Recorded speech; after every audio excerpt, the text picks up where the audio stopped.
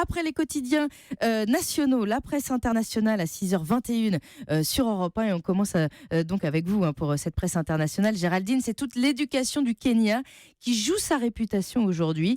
Des examens vont commencer ce matin, mais alors sous très très haute surveillance. Oui, dès 8h tout à l'heure, 1,5 million d'enfants des écoles primaires et secondaires du Kenya vont plancher sur leurs évaluations sous surveillance policière, Émilie, car la triche dans le pays a pris de telles proportions que le président a dû prendre des mesures drastiques.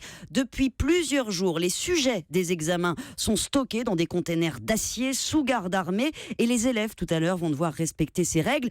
Pas de porte-bloc, pas de téléphone, ni de calculatrice. Chaque élément de la trousse dans un sac en plastique transparent, sinon pas d'examen.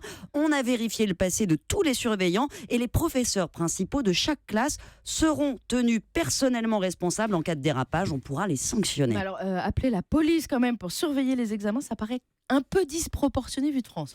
Apparemment, c'était nécessaire, figurez-vous, car la triche a pris des proportions industrielles. 5000 élèves ont vu leurs épreuves annulées l'an dernier et plus de 200 personnes ont été arrêtées, des professeurs, des policiers même, membres de véritables cartels de la triche. Pour une raison simple qu'explique le journal kényan Daily Nation, le sous-emploi est tel au Kenya, où le taux de chômage dépasse 40%, que la lutte pour les diplômes devient désespérée. Si vous n'avez pas de famille, pas de relation, c'est le seul espoir de décrocher un job et certains sont prêts à payer pour ce Graal. La pression commence très tôt, dès le primaire, et une mafia, oui, s'est créée pour en profiter. Le problème, c'est que du coup, la valeur des diplômes est en baisse, les recruteurs n'ont plus confiance, d'où ce grand coup de balai donné par le gouvernement qui a aussi dissous tout le Conseil national de l'éducation. On a fait place nette. Mais alors comment l'appel de la police comme ça est perçu par les étudiants ? La plupart sont soulagés, mais quand ces décrets ont été pris au printemps, une poignée se sont révoltés. Une centaine d'écoles